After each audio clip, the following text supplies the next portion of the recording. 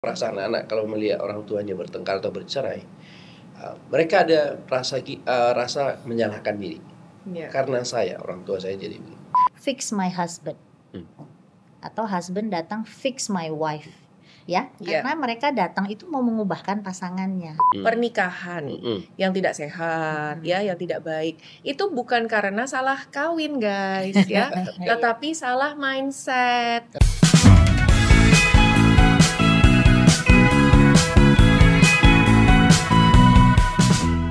Welcome to Sit In Podcast. Balik lagi dengan saya Tiffany Hendrawan. Dan kalau udah ketemu saya, pastilah kita akan bahas mengenai parenting dan juga married. Tapi sebelumnya, aku mau ingetin kalian semua untuk klik subscribe and follow us di YouTube @gkdi.official.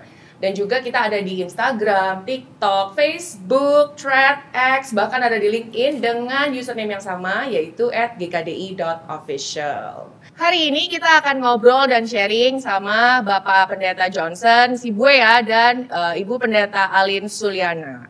So, without further ado, langsung aja. Halo. Aduh, Ci, senang banget aku ketemu Cici, udah lama gak ketemu.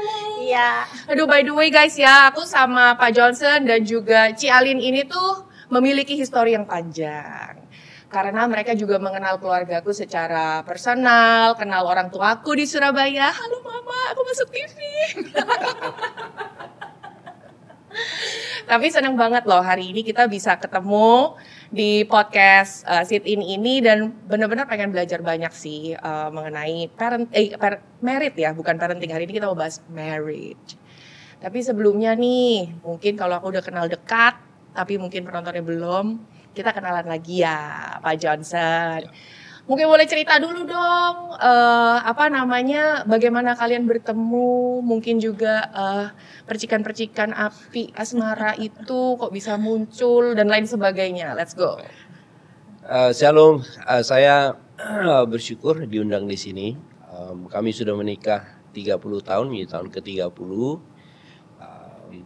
Kita dulu dari Medan, melayani di Medan, tapi udah 25 tahun di GKDI Surabaya. Kita sangat bersyukur karena kita berdua pun melewati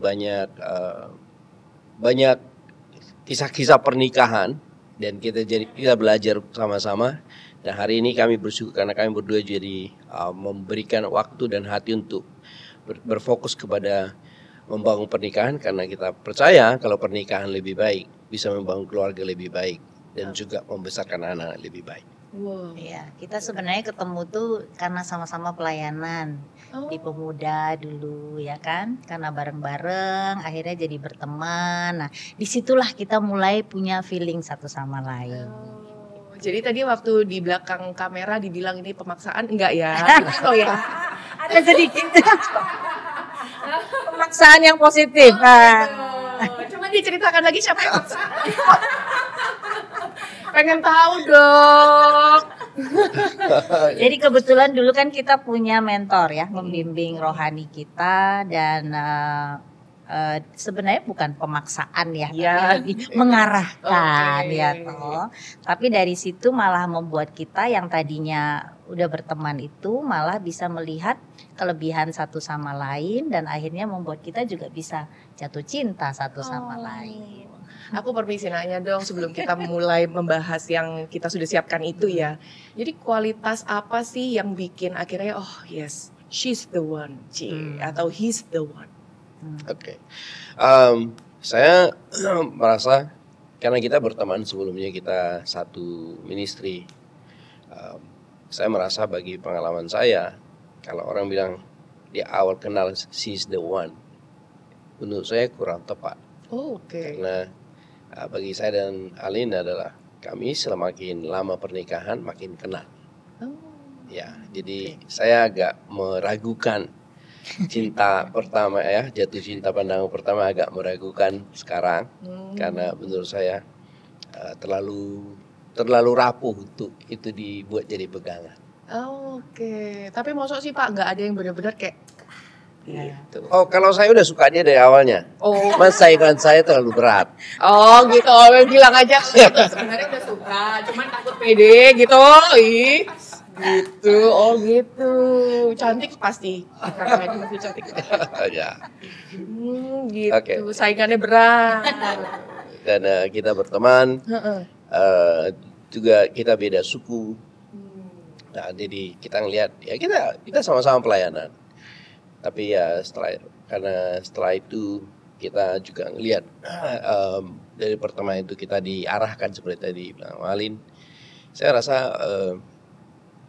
itu membantu kita lebih bisa membangun relationship lebih baik. Oh nice. Kalau dari Jalin gimana? Kalau aku awalnya mungkin kalau lebih berteman oke lah gitu ya, kan kita sevisi, terus juga kita pelayanan sama-sama.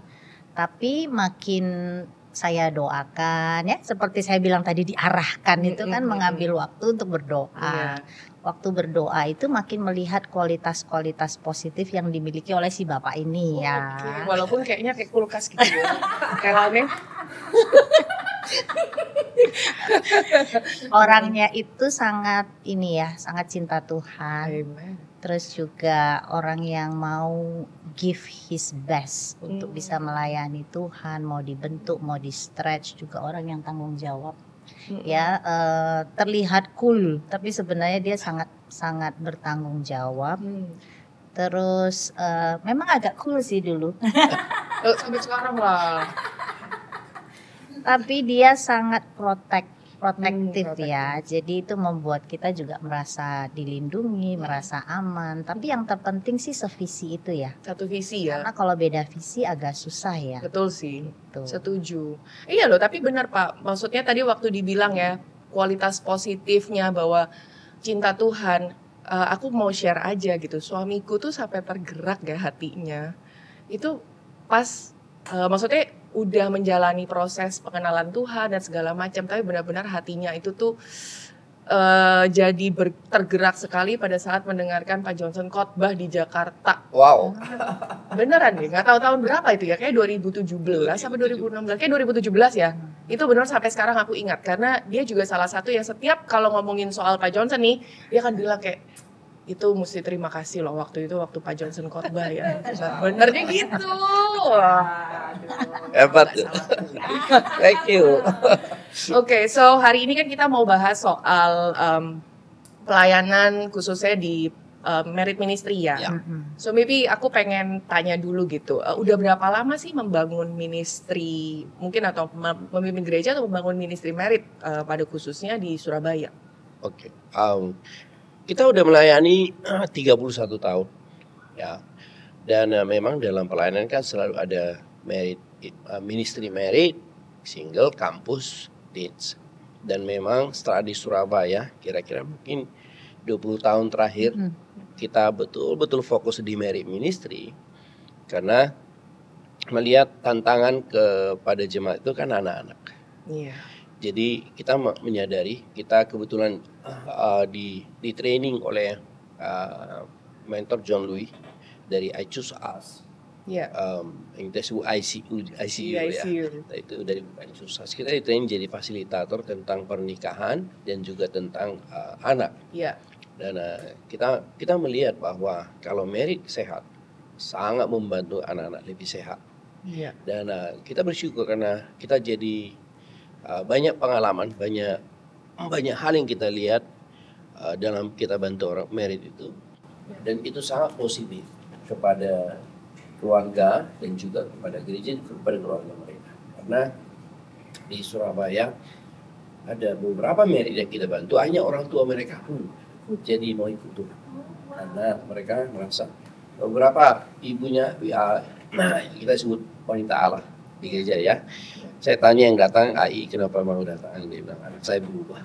Boleh saya tahu perubahannya apa?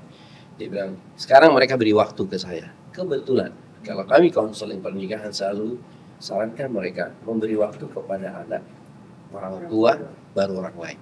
So, itu membantu, dan saya merasa ini ada hal yang positif. Dan kita berdua berpikir untuk membangun ministry pernikahan itu lebih baik lagi, supaya ini menjadi terang kepada banyak orang.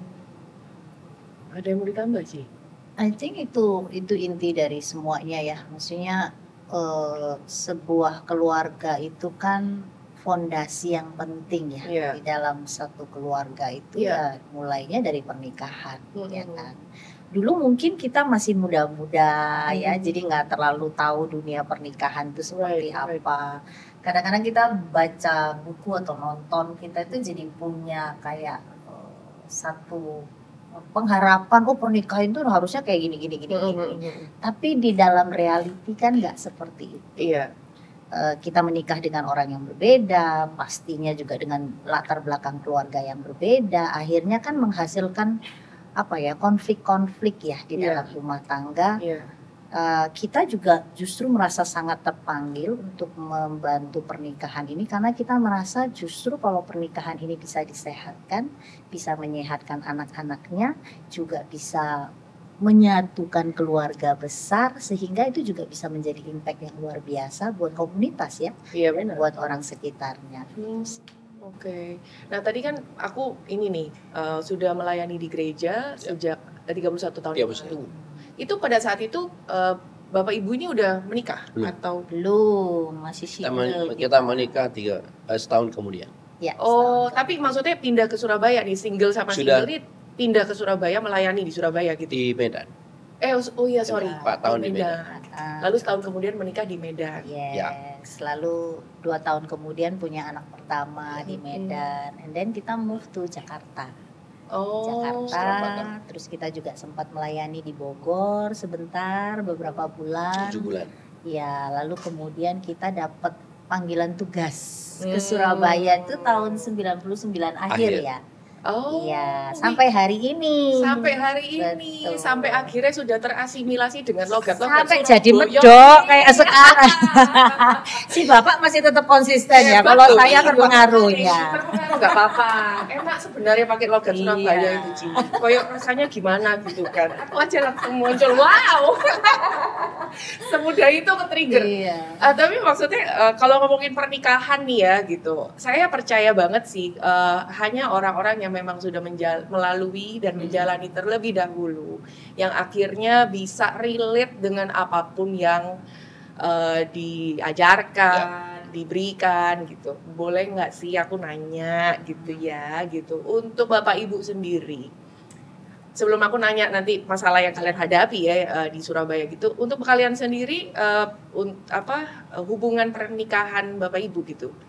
Hal apa yang paling sulit atau menantang pada saat menjalani udah married berapa lama sih? Tahun ini 30 tahun nih September nanti. September 30. Oh wow. Iya. Yes, what is the biggest challenge and the biggest victory maybe? Oke. Jadi waktu kita pacaran kita sangat smooth ya, tidak Nggak pernah bertengkar Nggak waktu pernah pacaran. Nah, itu menarik. Sesudah nikah malah kita banyak bertengkaran. Iya, seperti Tom and Jerry. Nah, Yang Tom yang mana nih? jadi Nanti kita saling tunjuk-tunjukkan ya. ya kalau kita menyadari kalau back to that time ya, Iya. kita menyadari bahwa kita sangat berbeda.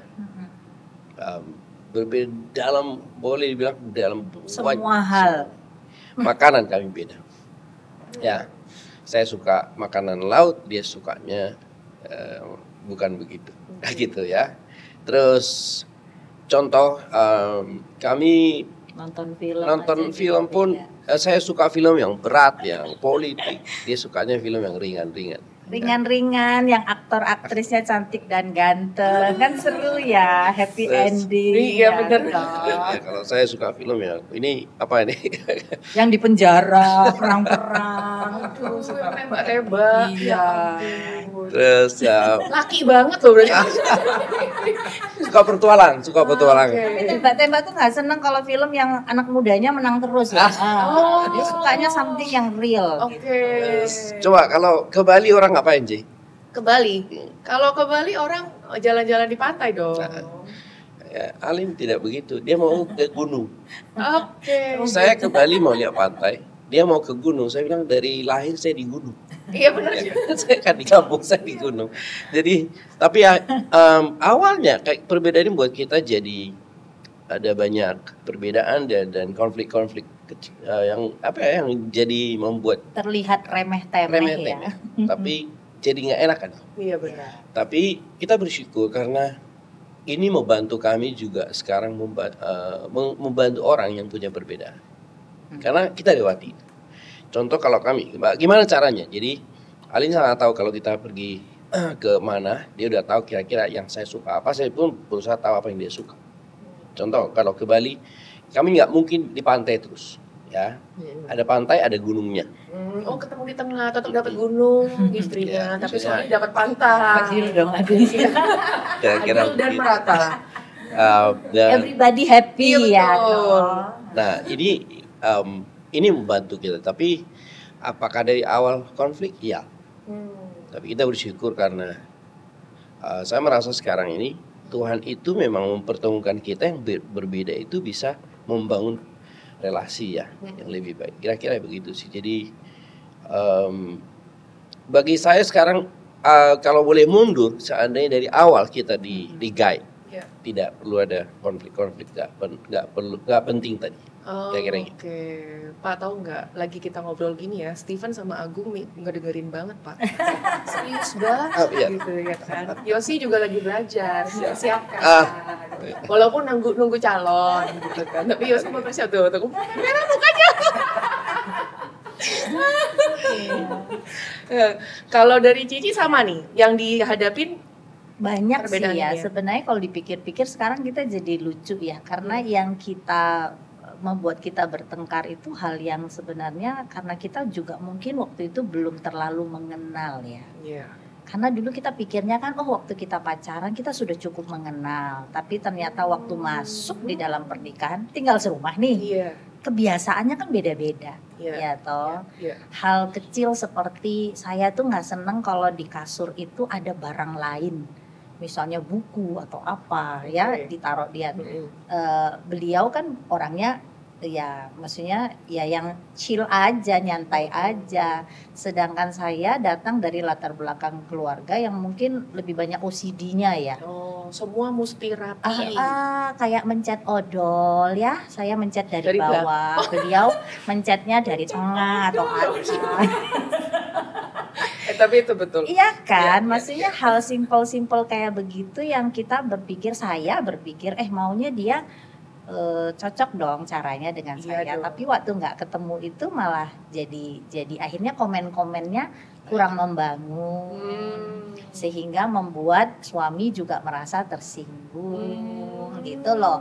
Hal kecil sih ya, bukan hal yang besar, tetapi kebiasaan-kebiasaan itu membuat kita jadi ada konflik-konflik gitu. Atau juga kadang pengen diperhatikan tapi tidak dikomunikasikan. Jadi lebih kepada nunggu. Coba dia nanya aku nggak ya gitu ya. Waktu dia nggak melakukan, sininya jadi jengkel. Iya, jadi hal-hal begitulah ya menurut kita sesudah kita belajar tentang pernikahan ini, tentang I Choose Us ini, kita menyadari bahwa ternyata semua hal itu perlu diungkapkan, perlu disampaikan. Nah, itu yang I think itu skill yang zaman itu kita belum paham, belum tahu. Kita pikir cinta saja sudah cukup gitu. Tapi bener loh, kalau ngomong zaman dulu dan zaman sekarang nih, ini baru fresh banget. Ya. Tapi aku tuh kemarin berapa hari lalu ya, ketemulah gitu pasangan muda. Dan di situ aku baru ngeh ya bahwa mau zaman dulu sampai sekarang mungkin yang generasi yang kesannya udah mengenal tentang apa itu bicara emosi, apa itu perasaan, apa itu mental health gitu ya. Zaman sekarang kan kayaknya generasinya tuh seolah-olah sangat aware. Tapi ternyata ya kalau ngomong soal relationship dan perkawinan sama loh, tetap aja itu skill komunikasinya tuh nggak nyampe loh, kanan ke kiri, kiri ke kanan. Dan itu benar-benar saya merasa kayak wow. Kadang-kadang ada yang telepati lagi ya, berharap nggak ngomong pasangannya udah tahu. Benar, gitu kan. Jadi kayak ngerasa ini memang sebuah topik yang kita beri tepuk tangan dong untuk yang bikin topik ya. Mereka tuh milihnya penting banget, pasti karena mereka tuh juga udah ngalamin dan juga udah victorious. Cheers, Steven. Tapi anyway, apakah juga masalah yang seperti ini yang dihadapi di Surabaya nih? Atau ada evolusi atau gimana? Juga sama. Berevolusikah masalah-masalah perkawinan ini atau emang cuma mentok emang begini gitu? Saya merasa masalah itu sama aja. Ya, sama aja ya 30 tahun cuman lalu mungkin sekarang packagingnya beda ya. Karena kadang-kadang orang sekarang, zaman dulu kan begitu, jatuh cinta jadi nikah. Tapi kita lihat bedanya zaman dulu kan, mungkin orang tidak se-open sekarang ya, tidak se-terbuka sekarang. Sekarang kita lihat percayaan juga makin meningkat karena banyak pilihan. Itu yang buat kita juga tergerak untuk bisa menyampaikan ke banyak orang bahwa hubungan itu bisa dibangun dengan lebih baik. Era manapun, seperti tadi yang Tiffany bilang, dia mau era sekarang, mau orang pengetahuannya dengan media sosial yang begitu banyak, tetap aja membangun hubungan dalam pernikahan itu basicnya adalah dari firman Tuhan dan butuh skill. Ya, seperti tadi dibilang, kalau saja kami sebelum menikah sudah disiapkan, saya rasa kita nggak akan lewati hal yang nggak enak itu. Tapi bersyukur ya, selalu ada kabar baik, karena kalaupun kita udah melewati itu, kita bisa direkonsiliasi, diperbaiki lagi. Dan saya percaya setiap orang menikah bisa menikmati berkat ya, karena menurut saya hubungan yang baik itu adalah berkat. Ya, kira-kira gitu sih. I think menjawab pertanyaan tadi, apakah yang dulu dengan sekarang sama atau beda? Sama aja sih ya, cuman mungkin packagingnya berbeda ya. Tapi kalau dari pengalaman kita membantu pasangan-pasangan, mau dari pasangan muda sampai usia menengah, sampai yang udah lebih tua pun sama aja gitu loh. Jadi memang ini sudah jadi permasalahan dari dulu, sekarang, dan mungkin sampai selanjutnya ya. Seperti itu tetap sama dahulu. Karena kan maksudnya setiap manusia itu punya kelemahan yang I think dari zaman dulu sampai sekarang juga sama aja gitu loh. In terms of membangun relationship pasti butuh dua-duanya belajar untuk lebih memahami sih. Betul sih, dan maksudnya mungkin kalau masa muda gitu ya, ketemu pasangan, lalu jatuh cinta, lalu memutuskan untuk will you marry me? I do, gitu kan? Maksudnya kayak kayaknya kok indah semua. Ya seperti telenovela yang belum ketemu pihak-pihak kejam gitu kan? Antagonis, kan gitu, kayak drakor gitu kan, yang indah dulu di depan, belum tahu dia nih gitu ternyata ceritanya apa. Cuman mungkin saya baru nyadar juga ya, kayak saya melihat balik juga ya, dulu saya menikah dengan suamiku gitu, mungkin tujuan meritnya juga karena bisa banyak hal ya, bisa ngerasa kayak udahlah, laki juga di mana-mana sama aja, kayaknya aku ketemu suamiku ini udah paling bertanggung jawab, paling gini, udahlah jalanin aja gitu. Tapi ada yang memang baru sekarang juga dimengerti bahwa tujuan pernikahan itu kita harus tahu dengan benar ya apa. Nah, boleh nggak aku nanya gitu, mungkin dari Pak Johnson gitu ya. Tujuan pernikahan tuh sakjane apa sih? Sakjane. Tahu nggak sakjane apa sebenarnya? Oke. Kami berdua selalu bantu dari tujuan dulu memang. Ya, karena kalau kita lihat di Alkitab di Kejadian 2:18, waktu Tuhan ciptakan langit, bumi dan segala isinya, dan dia lihat Adam sendirian, Alkitab berkata tidak baik manusia itu seorang diri saja. Jadi sebenarnya kalau kita lihat, Tuhan merencanakan manusia punya pasangan supaya manusia itu lebih baik. Nah, apa artinya lebih baik? Menikah itu membuat kita jadi bisa the best dari kita, yang terbaiknya kita, karena mereka jadi punya partner. Jadi sebenarnya kalau kita lihat, Tuhan sangat punya plan yang sangat bagus dalam hal pernikahan, sehingga mereka akan bangun kolaborasi dan dua-duanya jadi the bestnya. Nah, masalahnya kalau kita lihat dari Alkitab, mulai dari manusia pertama, kita lihat itu kan marriage problem. betul ya. Iya sih. Contoh, Gak salah. iya, benar-benar. Hawa digoda oleh iblis. Iya. Dan saya percaya itu kan, ya ini asumsi Iya, saya. iya. Ini kan bukan sekali goda, Iya. atau mungkin berulang kali iblis datang. Masalahnya kenapa Hawa punya banyak waktu dengan iblis? Mungkin Adam lagi sibuk menamai binatang kan kira-kira. Oh. Benar. Benar juga ya. Nah, ini asumsi-asumsi, maksud saya berarti kan ada yang miss di sana. Iya. Sehingga kita lihat akhirnya terjadi masalah itu, dan akhirnya manusia jadi berdosa, dan akhirnya mengalami kematian rohani. Iya. Nah, kemudian kita lihat ke Abraham juga. Saya sering share ini kepada orang yang kami bantu.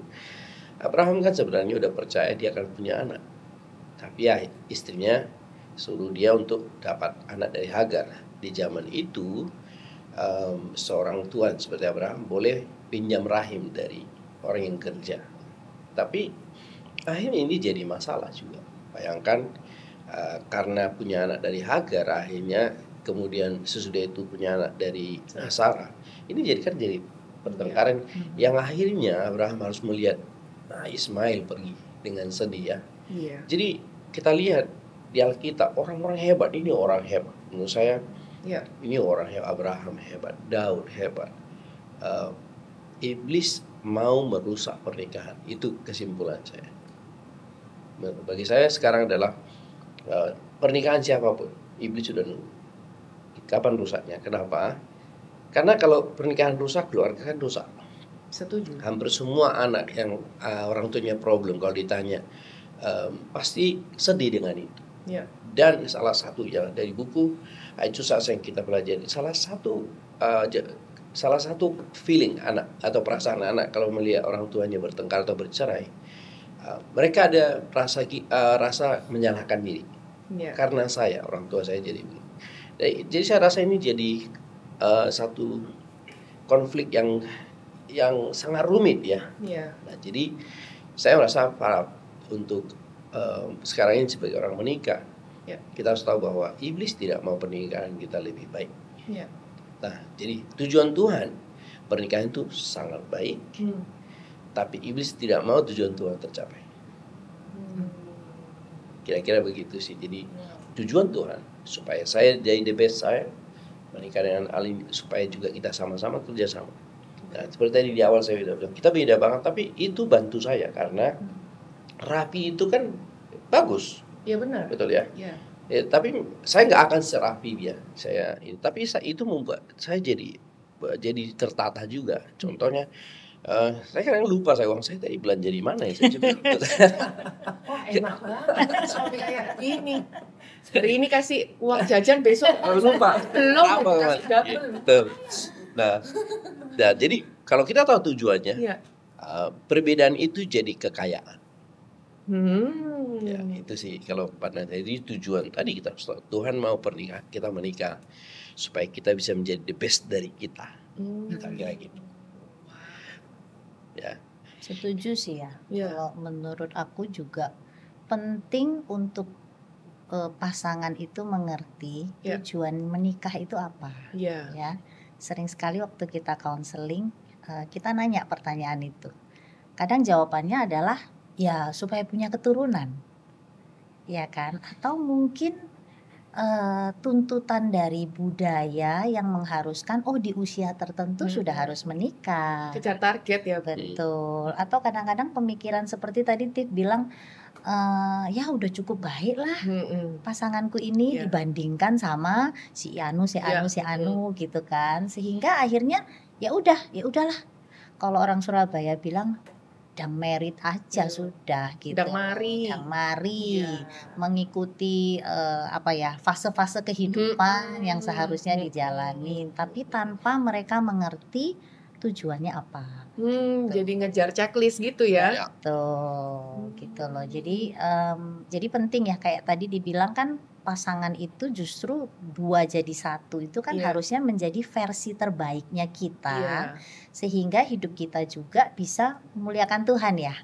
Jadi sama-sama bisa menyehatkan, menumbuhkan, harusnya kan seperti itu. Aduh, aku jadi terinspirasi. Kalian pasti dalam 30 tahun pernikahan tuh walau ada perbedaan pasti diselesaikan tuh dengan sangat-sangat santai gini ya. Kalau dengerin Ci Alin tuh kalau ngomong sangat halus, ya ampun, pasti dinamikanya seru ya. Gitu. Maksudnya enak ya. Tidak terlihat, tidak selalu seperti yang terlihat ya. Oh gitu ya. Ternyata ada banyak letupan-letupan juga. Adalah, kan kita tuh punya temperamen yang berbeda, ya kan? Seperti kita belajar di buku I Choose Us itu kan temperamen manusia itu ada 3 ya. Ada yang counter attacker ya, yang menyerang, ada yang menghindar, ada yang satunya lagi yang apa ya, yang menyerah, menyerah ya. Nah, suami saya ini tipe menyerang, saya tipe menghindar gitu. Jadi ya awal-awal dulu nggak gampang buat kita. Karena si bapak mau menyelesaikan, saya lari gitu kan. Seru ya kejar-kejar. Makanya Tom and Jerry. Betul. Jadi kan nggak selesai gitu. Tapi kita bersyukur karena kita belajar ya, kita dibimbing, kita juga dituntun dengan buku I Choose Us ini membantu banget untuk kita jadi mengerti, oh kenapa saya kayak gini, oh kenapa dia kayak begitu gitu ya, sehingga kita mencari jalan tengahnya gitu. Oh wow. Nah ini dari tadi kalau kita membahas soal buku, nanti bisa dicek di kolom komentar gitu ya, buku I Choose Us ini ada dapat dibeli di Berean Bookstore. Oke, lanjut nih. Nah, tadi kan membahas mengenai tujuan pernikahan, tujuan perkawinan di mata Tuhan, dan maksudnya secara alkitabiah dan juga yang saat ini kita semua sudah yakini gitu. Nah, gimana nih Pak kalau misalkan ketemu pasangan, ya memang ya pastilah gitu, anggap sudah kepahitan dan punya keyakinan nih, bukan cuman pemikiran ya, tapi udah menjadi sebuah keyakinan bahwa ternyata ya tujuan perkawinan itu atau cuman buat gini aja gitu. Dan bahkan ada yang sudah ngecap pasangannya, mungkin ini tujuan Tuhan nih kirim dia di hidup gue nih kayaknya buat gue stroke muda nih. Bisa. Ketawanya langsung gitu, tahu kan yang ngomong siapa? Ya gitu. Pasti dikirim Tuhan nih buat bunuh gue mati muda nih. Kadang-kadang ada loh yang udah sampai kepahitan. I mean, let's be real guys gitu. Karena maksudnya kita kan kalau membicarakan podcast kita maksudnya pengennya ngobrol yang real juga ya gitu, dari kisah nyata kita pengen belajar, kita pengen tahu. Nah kalau ketemu dengan pasangan yang seperti ini atau mungkin salah satu deh gitu, gimana Pak membantu? Iya. Oke. Tadi seperti tadi kan kalau kami ketemu ya memang seperti yang tadi Tiff bilang, kadang mereka udah label ya, kayaknya gue salah merit. Iya betul. Terus nah sedih sih. Tapi kami selalu lihat bahwa Tuhan tidak maunya, itu bukan maunya Tuhan. Ketika saya tanya, kenapa boleh nggak kita balik sedikit ke masa kalian pacaran? Berapa tahun pacaran? Ada 3 tahun, ada yang 5 tahun, 9 tahun. Ini ada yang saya bantu 9 tahun. Wow, saya bilang SMA. Tulis surat-surat. Hebat sekali. Harusnya sudah saling mengenal itu ya 9 tahun ya. Ketemu kami, wah. Mereka itu benar-benar kalau udah konflik ya, wah parah ya.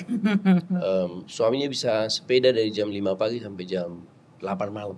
Oh wow, hah? Karena sepeda 5 pagi sampai 8 malam? Karena dia sangat pulang. Karena nggak suka nada istrinya. Nggak suka nada istrinya. Ini sama Surabaya loh Pak? Ya Surabaya banget. Nah jadi orang Surabaya bukan berarti halus semua. Oh, jangan salah. Suamiku catat. Dulu dia bilang kalau ya, tapi aku salah sih. Aku dulu ngomong gini, ya aku Surabaya emang gini kasar. Terus dia balik, nggak semua Surabaya kasar. Betul. Oke, sorry. Jadi saya rasa itu umum lah ya. Jadi waktu saya tanya mereka, menurutmu kenapa Tuhan mau kalian menikah? Supaya punya keturunan. Saya bilang, oke, Tuhan berkati kalian dengan keturunan. Karena memang ada ayatnya. Karena cuculah yang bertanya bapaknya. Masa itu maunya Tuhan kalian berantem? Gak juga ya. Terus kenapa? Nah, itu saya pakai tadi. Tujuan pertama itu adalah supaya kalian menjadi the bestnya kalian. Nah, terus saya bilang oke, kita mundur ya. Apa sih yang buat kamu suka sama dia? Nah, itu balik. Nah, memang kalau udah berantem susah itu. Lupa. Nggak tahu, Pak. Tahu. Jadi kita fokus di dalam bantu mereka di awal. Gimana mereka dulu suka. Saya ngelihat orang pacaran kan selalu lihatnya baiknya. Ya, kita selalu lihat baiknya dan kita bisa lupakan, ignore kurangnya. Which is positif ya. Betul. Tetapi setelah menikah itu fokusnya kurangnya. Iya. Nah, jadi kita ajak mereka lihat bagusnya yang dulu apa dan kita kasih mereka waktu. Oke, minggu ini kamu mau lihat dia bertumbuh apa? Satu demi satu. Dan sangat bersyukur ya ketika mereka mulai lihat bagusnya dan mereka kita bantu mereka memperbaiki satu demi satu. Ini yang kita bantu, yang saya share tadi. Sekarang ini mereka begitu enjoy pernikahan. Kemudian bahkan mereka sekarang ingin sekali bantu pernikahan lain.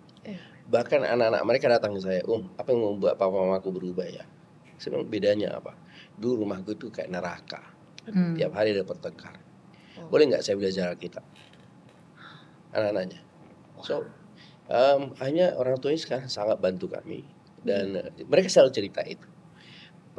Saya masih ingat waktu pertama kita counseling mereka. Suaminya itu sangat jarang mau komunikasi. Irit. Oh, wow. Jadi kadang buat keputusan belum nanya. Sedangkan istrinya sangat suka dengan suara, dengan kata-kata suaminya kalau ngobrol. Nah, jadi kita ada masa awal-awal hashtagnya adalah ngomong. Supaya suaminya ngomong, cerita.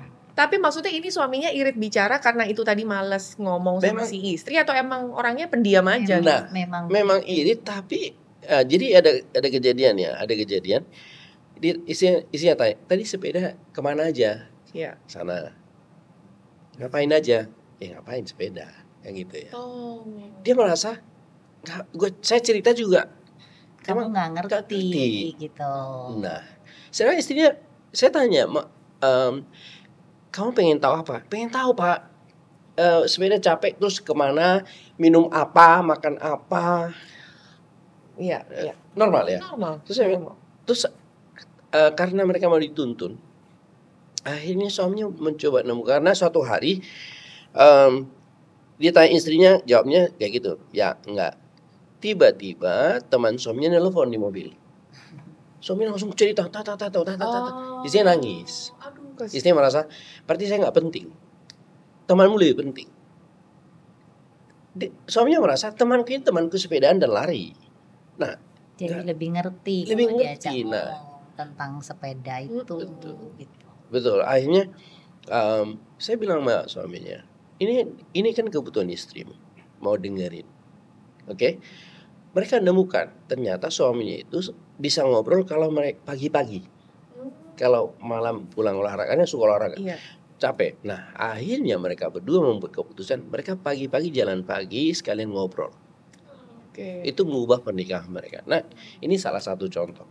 Dan saya rasa sekarang mereka bisa komunikasi, mereka bahkan kerjasamanya lebih enak. Dan saya rasa itu membuat lebih produktif ya, karena mereka punya usaha sendiri dan lainnya. Tuhan bless mereka. Dan itu membuat mereka sangat mau bantu orang yang punya masalah seperti itu. Kira-kira begitu. Ya, kalau dari tambahan dari saya ya. Benar, maksudnya gini, kadang waktu pasangan ini datang ke kita, mereka itu sudah putus asa mungkin ya, sudah capek. Jadi akhirnya lihatnya, kayaknya nih aku menikah dengan orang yang salah deh. Tapi sebenarnya waktu proses kita membantu mereka, counseling mereka, orangnya sama. Ya kan, tetapi karena mereka diajarkan tujuannya Tuhan, master plan-nya Tuhan dalam pernikahan, lalu kita juga ajarkan skill-skill dasar ya. Waktu mereka mempraktekkan itu dengan orang yang sama ini, justru pernikahannya bisa berubah dengan luar biasa. Jadi kalau saya simpulkan ya sebenarnya karena kadang-kadang pasangan itu tidak mengerti aja gimana cara menjalaninya, karena mungkin masing-masing punya pemikiran masing-masing, punya ekspektasi yang tidak tercapai, sehingga akhirnya jadi negatif atau melabel satu sama lain. Dengan kondisi yang sama tetapi kita ajarkan skill itu sehingga mereka bisa memenuhi kebutuhan emosi satu sama lain. Seperti pasangan itu tadi, karena si istri sangat butuh quality time. Dia seneng ngobrol, bercerita, dia kepengen tahu hari-hari suaminya itu seperti apa. Karena buat dia sendiri untuk menceritakan hari-harinya itu adalah happiness-nya dia gitu ya. Dan dia kepengen tahu suamiku itu tadi hari ini ngapain aja sih gitu. Tapi si suami tidak paham itu. Ya, yang lucunya waktu kita bertemu itu si suami sudah punya satu mindset bahwa pernikahan itu seperti minum pil pahit. Iya, betul. Dia bilang pil pahit. Seperti kita minum kita sakit, kita butuh obat itu pahit. Ya enggak apa-apa, diminum aja. Karena memang supaya kita bisa sembuh. Jadi dia berpikirnya bahwa ya sudah, memang naturalnya ya begitu, memang harusnya kayak begitu. Gitu. Sehingga waktu kita bantu tentang bagaimana dinamika mereka, mereka terbantu banget, dan sekarang mereka justru jadi pasangan yang bisa menceritakan sukses story-nya mereka dalam pernikahan ya dengan keluarga-keluarganya. Kami cerita ini mungkin suatu hari kalian bisa undang dia ke podcast. Ya, baru kayaknya boleh nih suatu hari nanti ya, ketika kita visit ke Surabaya dengan gedung baru. Iya. Karena kita podcast di situ. Betul. Jadi itu salah satu ya. Jadi kalau kita bantu ada hal yang sepele ya. Satu pasangan lain, saya hanya nanya istrinya, apa yang suamimu bisa lakukan membuat kamu merasa dicintai? Percuma Pak. Sebenarnya ngerti pertanyaanku. Apa yang suami bisa lakukan supaya kamu merasa dicintai? Gak berharap lagi Pak. Udah hilang harapan ya. Iya. Jadi terus saya mulai mikir ada apa ya. Nah, oke, saya bilang kasih tahu kita yang membuat kamu merasa dicintai itu apa? Ya merasa dicintai kalau misalnya kayak ayo makan yuk. Iya. Bagi dia itu penting. Oke. Saya tanya suaminya, kamu tahu itu? Tahu Pak. Tapi ngapain langsung standar tinggi-tinggi, nanti susah naiknya. Terus dari mana sekolah? Menarik ya. Terus saya bilang oke, ini kan dunia ini kan mengajar banyak hal ya, yang kadang-kadang saya bilang itu nggak alkitabiah. Jadi kalau saya lihat, ketika orang menikah, tujuan Tuhan baik, tapi saya harus tahu bahwa saya ini tidak sehat. Saya akan sehat kalau saya dibantu oleh pasangan saya. Saya juga tahu pasangan saya tidak sehat. Karena apa yang membuat emosi kita nggak sehat? Lingkungan iya. Keluarga, orang tua kita juga kadang-kadang tidak tujuan ya mau ini kita, tapi misalnya orang tua tidak tahu bagaimana memproses perasaan kita. Akhirnya kita ada bagian emosi yang sakit. Nah, itu kan mempengaruhi, itu kan sudah ada di kita, dan saya perlu disehatkan oleh pasangan saya. Sebaliknya saya pun harus sehatkan dia juga. Nah, ini yang mungkin para pasangan nikah nggak sadar, karena waktu jatuh cinta nggak kepikir. Betul. Ya, karena lihatnya adalah indahnya. Nah, seperti buku Ecusas mengajarkan ada 4 fase. 4 fase hubungan. Fase pertama, love infatuation. Ini jatuh cinta. Waktu jatuh cinta semuanya indah. Itu Itu tanpa disadari ya. Apa artinya? Apa bahasanya ya? Kayak otomatis. Kasmaran, otomatis langsung positif. Tapi berjuta rasanya itu. Tapi waktu disurvei oleh salah satu ahli dari psikologi dari Italia kalau nggak salah, dia bilang itu setahun aja. Jadi nggak lama istilahnya gitu. Kita nggak tahu berapa lama, tapi itu nggak lama karena fase itu akan berakhir. Itu artinya. Pasti. Dari fase itu ada dua kemungkinan. Dia akan meningkat, namanya love connection. Love connection itu tidak otomatis. Itu dibangun dua belah pihak.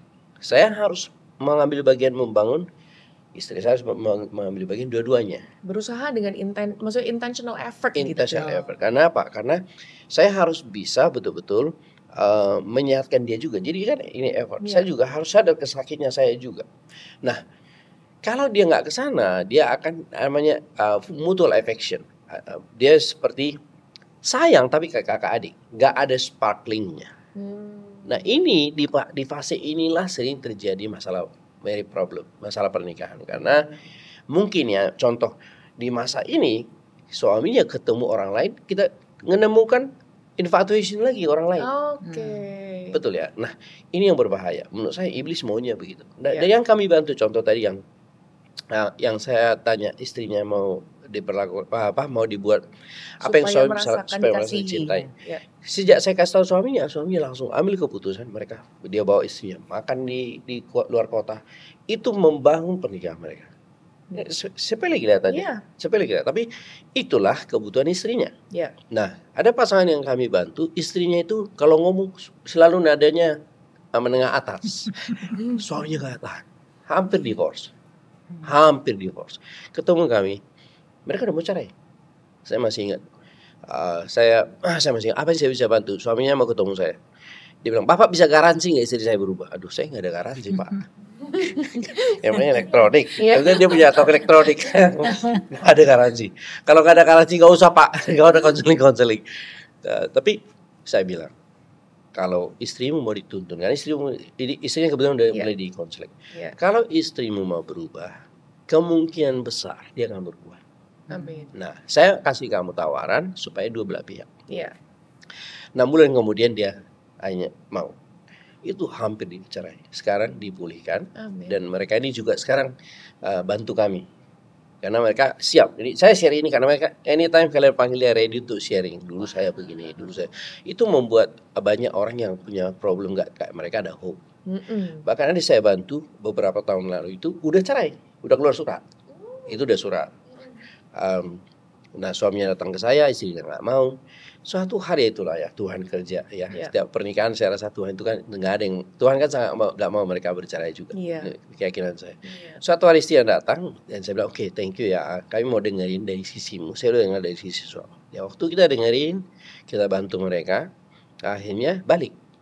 Ya, nah istrinya, saya masih ingat istrinya datang ke saya, Pak, kalau saya tahu bisa di konseling gini, ngapain? Saya bayar mau cerai, sekarang mau balikin surat, bayar juga. Dan dia bilang, Pak, kalau ada pernikahan problem, biar kami share. Nah, ini contoh-contoh buat kami jadi merasa pernikahan ini kalau dibantu bisa jadi berkat ya. Karena saya rasa sekarang banyak pernikahan mungkin bingung. Tapi kita sangat bersyukur karena orang-orang yang kita bantu ini sekarang malah menjadi alat Tuhan ya untuk sharing karena mereka apa adanya mereka sharing orang jadi merasa mereka udah hampir cerai bisa apalagi kita. Kira-kira gitu. Jadi dimulai dari apa tujuan, kemudian menyadari juga kita tuh menikah untuk bisa sehat dan kemudian kita tahu juga tahap-tahapan itu menurut saya itu yang akan membantu dan satu hal lagi yang akan membantu adalah komunitas. Karena kami satu grup itu semua beda-beda. Ya. Dan ketika kita sharing, kita juga jadi kita sebut namanya, mari kita buat ini kayak toko ya, produk kita apa. Kalau ada pernikahan yang mirip ini siapa? Oke, yang itu aja share. Nah itu sekarang sangat membantu. Lebih relate ya. Jadi saya rasa setiap orang menikah itu bisa dipakai Tuhan. Dan itu bisa diubah dan bisa dipakai Tuhan. Ya kira gitu. Dan mereka kenapa ada banyak orang nanya, kenapa orang itu mau sharing? Ini yang kami sadari. Semakin saya bantu banyak pernikahan, bantu marriage saya. Ya, contoh, saya merasa, saya kan selalu bilang sama Alin ya, saya merasa gini, saya gak suka terlalu diatur. Kelihatan Pak. Saya mau hidup ini bebas. Kelihatan kan? Gak bercanda. Memang itu. Alin kan teratur. Kalau teratur kan kadang suka mengatur ya. Nah, dia hanya ngomongnya enak. Saya ketemu pasangan, istrinya bukan ngatur aja, ngomel lagi. Pulang saya happy. Untungan itu kayak seperti itu tadi ya kayak gitu ya. Jadi saya lihat merit yang kami bantu ini Jadi bersyukur apa? Dengan lihat yang lain, mereka mau bantu dan juga melihat iya ya, ada yang lebih parah dari kita. Ya. Jadi ada banyak hal yang bisa membuat ada banyak positifnya. Iya. Ya, jadi sekarang kita bersyukur karena kita bangun komunitas ini, ya, dan semua kita jadi sepakat, ayo kita jadi jadi alat lah ya. Iya. Itu sih kira-kira efeknya. Wow.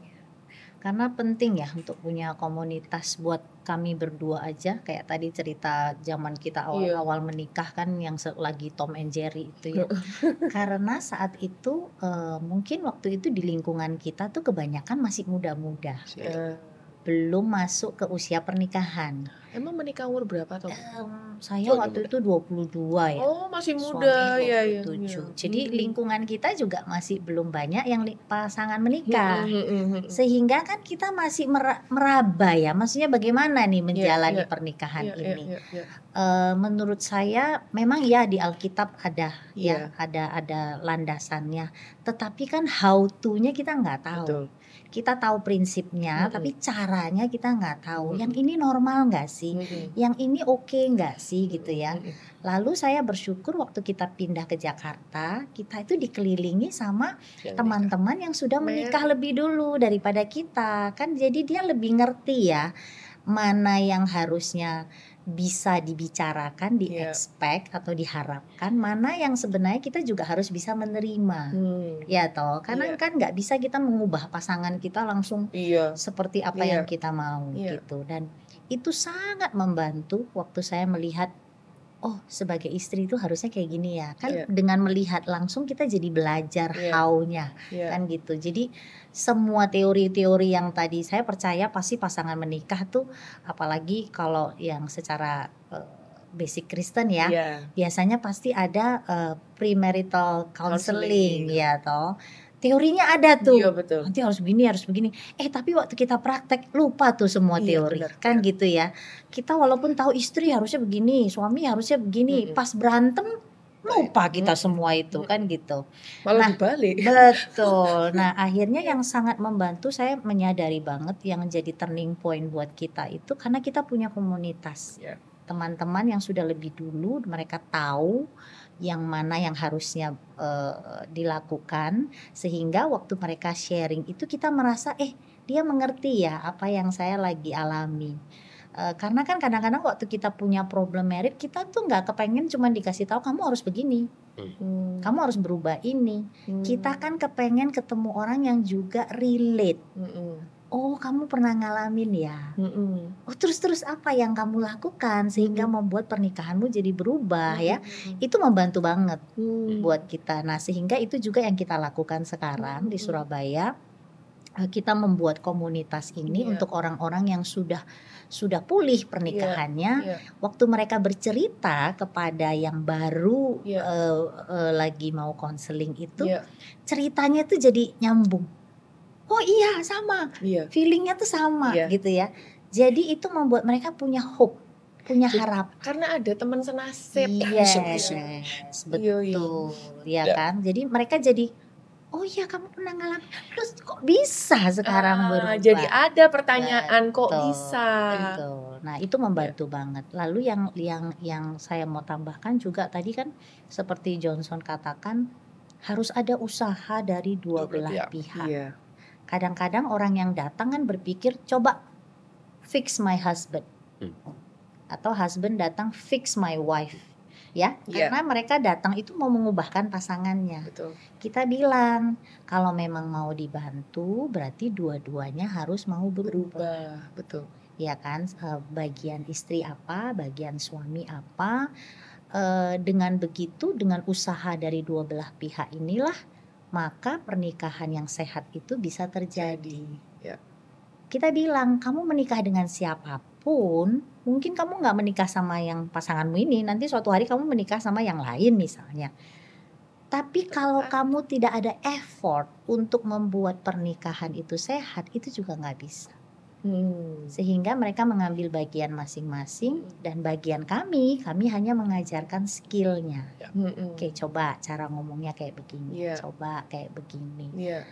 Karena kan masing-masing orang itu punya latar belakang yang berbeda-beda. Betul. ada seperti yang tadi pasangan yang bilang, udah Pak saya udah gak berharap. Iya. Karena dia datang dari background di mana dia ditinggalkan oleh orang tuanya. Jadi bagi dia, aku ini penting gak sih? Dia pun mempertanyakan sebenarnya. Ya, memang dia wanita yang mandiri, wanita yang smart, luar biasa, pekerja keras. Tapi di dalam tuh dia ada luka. Aku penting gak sih buat pasangan?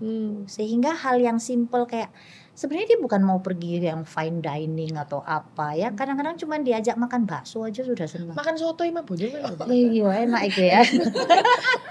Langganan itu aku. Dia maunya suaminya itu inisiatif. Ayo kita makan yuk siap-siap. Dia senang, dia merasa oh berarti aku penting. Iya aku diajak. Ayo laga. Ajak istri mau makan ayam penyet. Ya kita membantu sampai kita ada satu karena ada komunitas itu tadi. Jadi pengalaman mereka adalah kalau liburan itu very boring. Karena si suami punya pandangan kalau liburan ya udah bersantai di hotel. Makan seadanya di hotel. Kadang-kadang makan pop mie di hotel. Ya, si istri berharap, ayolah kan kita jarang liburan. Kalau liburan coba kuliner ini, kuliner itu. Jadi kan beda pandangan nih ya. Sampai waktu kita membantu pasangan ini, kita sampai membuatkan schedule mereka untuk liburan itu day one, ngapain aja day two ya. Nah itulah pentingnya komunitas juga ya, sehingga ada yang ngomporin ya kan, yang ngajarin. Dan barulah kali itu istrinya pulang dari liburan itu dia happy, dia bilang aku melihat suamiku berusaha. Ya, so it helps hubungan itu. Wow. Jadi sebenarnya ketika ada dinamika pernikahan yang tidak sehat ya, yang tidak baik, itu bukan karena salah kawin guys ya, tetapi salah mindset, mungkin juga salah komunitasnya. Gitu kan ya. Karena maksudnya saya percaya banget gitu. Pengajaran atau misalnya banyak sekali kan self help book ya yang mengenai merit juga yang dijual di toko buku langganan kalian gitu misalkan banyak banget. Tetapi kalau tidak ada komunitas yang membantu memahami, nggak ada yang juga mengarahkan ya. Ini sebenarnya merit skill ini nih pusatnya kemana sih? Apakah kalian melakukan ini karena kamu pengen mendapatkan balasan dari pasangan, itu tapi penting juga ya Pak. Kadang-kadang memasuki ring arena, ya udah saya mau konseling gitu misalkan. Tapi dengan anggapan bahwa ya udah gue berubah supaya gue dapat ini. Kan balik lagi tuh ekspektasinya kan gitu. Dan saya sendiri mengalami gitu bahwa sebenarnya pada akhirnya kita kalau mau berubah pun itu harus berubahnya karena Tuhan ya. Betul. Sangat setuju. Jadi kalau pernikahan gak dibangun untuk Tuhan, menurut saya ada banyak sekali celah iblis bisa ngerusak. Tadi misalnya karena manusia suka keadilan kan. Tapi dalam pernikahan ini bukan tentang keadilan, tapi tentang gimana saya lebih sehat. Nah menariknya adalah setiap pasangan yang kami bantu, kalau saya tanya dulu kamu suka dia kenapa? Oh dia itu sabar Pak. Ya ini pernah istri yang apa yang buat kamu dulu suka? Dia sabar Pak. Nah sekarang lelet Pak, sudah paket. Itu paketnya. Karena orang sabar kan cenderung dia ada karena dia berpikir lebih matang. Berpikir lebih hati-hati. Bukan lelet. Itulah cara dia nikah. Orang lelet, orang sabar seperti ini pasti senang dengan orang yang rame, gerusa-gerusu kan gitu ya, kalau Surabaya gitu ya. Lebih takut kalau dia bilang ya. Makanya saya tanya sebenarnya, kamu dulu suka kenapa? Oh dia rame Pak, lebih sat-sat. Oke. Sekarang kenapa? Cerewet Pak, paket. Nah sekarang saya bilang oke, ini yang kita harus cari, gimana membangunnya. Nah saya merasa harus ke Tuhannya dulu, harus ke Tuhannya. Saya bersyukur karena sekarang ini saya punya keyakinan seperti ini. Tidak ada pernikahan yang nggak bisa diubah kalau udah fokusnya benar. Betul. Amin. Ya, jadi yang saya cerita yang hampir cerai, udah cerai, yang udah dingin, yang udah label, bisa kok. Iya. Nah, tetapi memang betul Tuhan dulu, kenapa Tuhan buat pernikahan, kemudian kita juga ngikuti, kita juga tak ikuti arahan Tuhan. Kita juga harus tahu bahwa iblis ngejar pernikahan untuk rusak. Nah, itu sih kira-kira mungkin alur yang kita lakukan membantu para pernikahan di Surabaya. Betul. Penting untuk, maksudnya benar tadi, motivasinya harus karena Tuhan. Iya. Karena kan kadang-kadang waktu kita saling tunggu-tungguan, ada masa kita lagi counseling couple tuh yang tunggu-tungguan, itu nggak akan kemana-mana itu. Iya, betul. Mau counseling berapa lama pun ya jalan di tempat. Karena ngitung kan, kayak nungguin gitu. Betul. Tapi waktu mereka memutuskan, saya berubah untuk Tuhan, dan pasangannya juga begitu, kita selalu melihat ada perubahan, ada hope.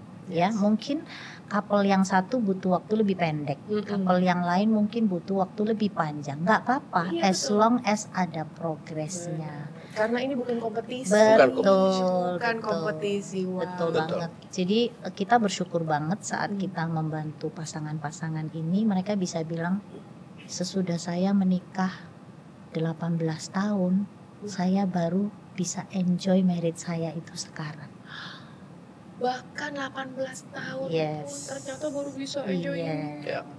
Tapi happy ya ngelihat ada hope. Betul. Nggak apa-apa, udah 18 tahun nggak mengerti caranya, sekarang dia udah mengerti gitu. Jangan give up gitu ya. Betul. Ada pasangan yang udah mau bercerai di tahun ke-8 mereka menikah.